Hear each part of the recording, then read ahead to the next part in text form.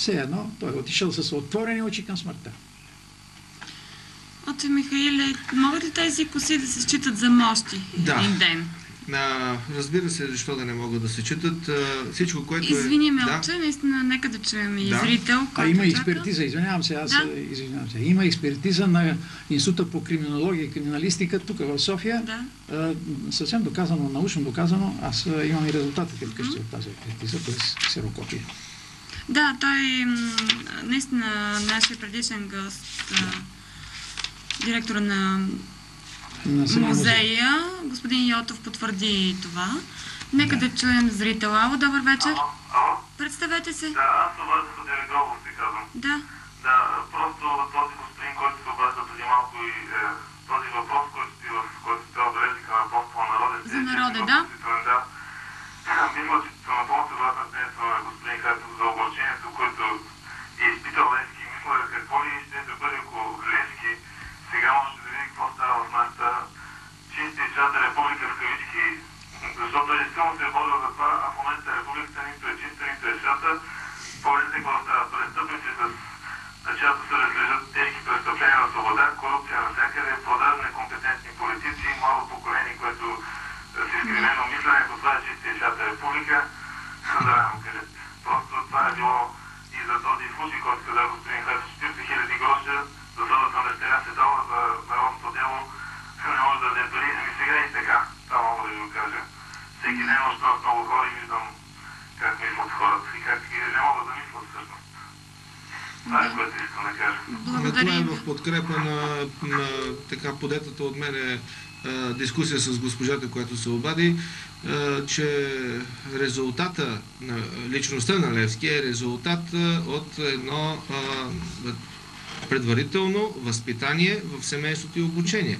И нека да не забравяме, че от неговия Чичо или Вуйчо, ако не бъркам Чичо или Вуйчо, Вуйчо му е бил монах, светогорски монах и той не може да не е присъствал на разговорите, които той е провеждал в неговия дом при посещение и не може да не е така попаднал под неговото духовно влияние. Така, пише си и се говори, че Вуйчо му е бил така, едва ли не насилил Левски да стане монах. Пишат в справочника, го има в историческия справочник от 1987 година Народна просвета, че Левски си отрязал косите и се размонашил, напуснал църквата, манастира, защото Вуйчо му го излъгал, като първо му казал, че като стане монах, ще го уреди да учи в Русия, а след това той нещо не станало и Левски се разочаровал и хвърлил расото и тръгнал да прави революция.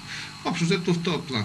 Така че нека така нашия зрител и нашите зрители да дойдат на себе си от тези така научни в кавички констатации и да си направят един правилен извод за това как възпитават децата си и какво те научават в къщи, в семейството и каква е системата на просвета и доколко просветата дава възможност на църквата да си свърши своята благотворителна, своята просветна, милосърдна дейност. Отче, вие като представител и настоятел на храма Света Петка Самарджийска, кажете, в скоро време, откакто започна нашата инициатива, откакто се говори по-смело за откритията на писателя Хайтов, колко хора идват в храма? Има ли вече така проявен интерес от страна на гражданството? Аз не бих искал да го превръщаме в така масовост това. Тия масовите работи нямат качество.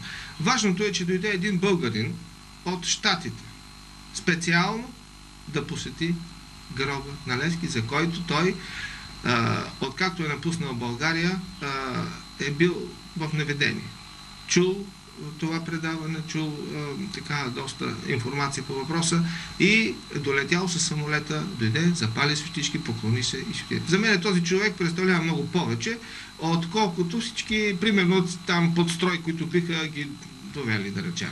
Но, аз видях в събота също, че имаше така посетители, които се интересуват. Има посетители и за голямо съжаление аз трябва устно на всички по-отделно да разказвам къде е предполагаемия гроб, тъй като няма никакви белези.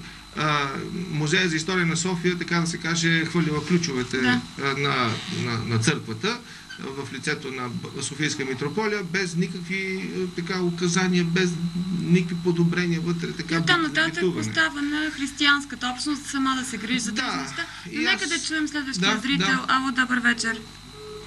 Явно връзката се разпаднала. Да, като заговорихме за гроба на Левски и за тази църква, не е ли крайно време вече да се изпълни последната воля на апостола и да има гроб. Да има гроб и да могат да се изпълняват тези ритуали църковни.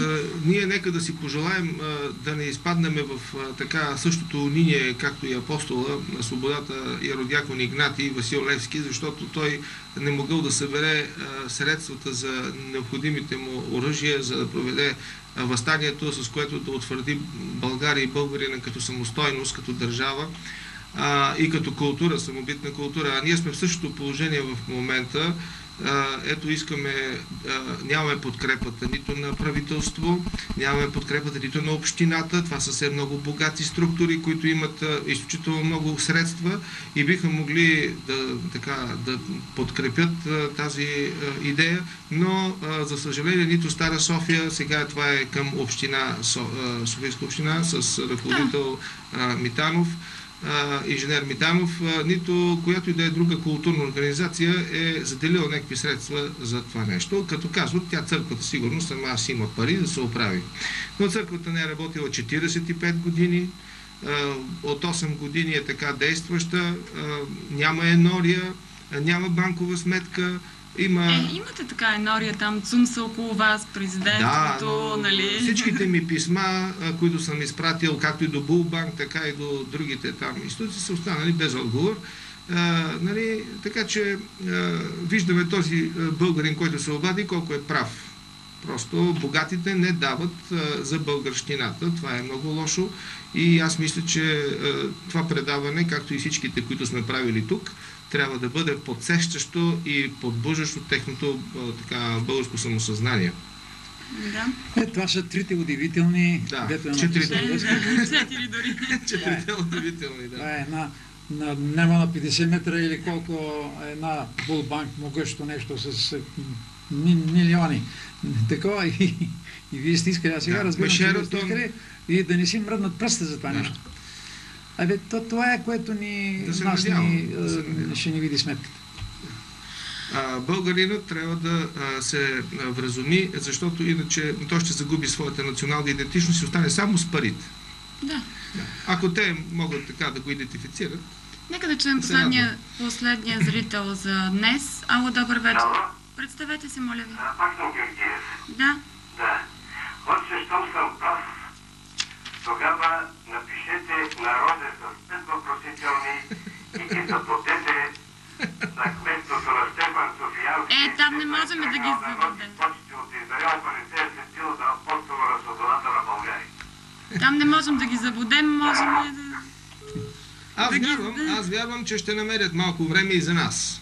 След всичките тези огромни преустройства, които правят в столицата сега в момента, ще намерят малко време и за нас. Господин Георгиев така ме подсети за една идея, че може този надпис с народе с 4 или 5 въпросителни да стои тук в това студио, за да може всеки да се подсеща, че е част от някакъв народ. Обаче, извинете, сте направили един пропуск, вие трябваше да заснемете какво е около